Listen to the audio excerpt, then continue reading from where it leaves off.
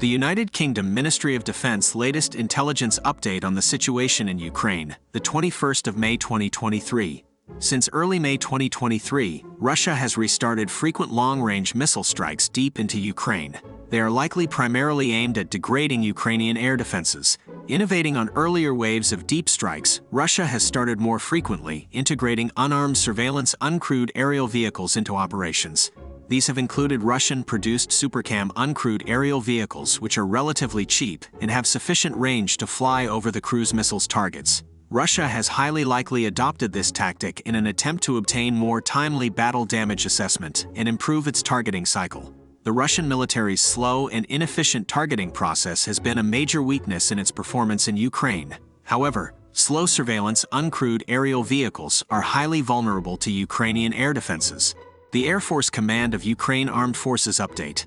On the evening of May 20, 2023, 4 Russian attack uncrewed aerial vehicles Shahed 136,131 were destroyed in the eastern direction in the area of responsibility of the Eastern Air Command. The Institute for the Study of War Russian Offensive Campaign Assessment. Wagner Group mercenaries likely secured the western administrative borders of Bakhmut city, while Ukrainian forces are continuing to prioritize counterattacks on Bakhmut's outskirts.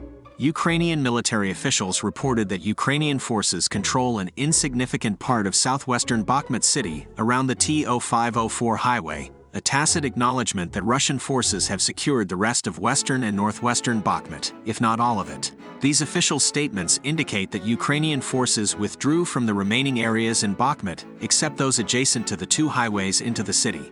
Geolocated footage published on May 21 showed Wagner forces raising Russian and Wagner flags over a residential building in westernmost Bakhmut.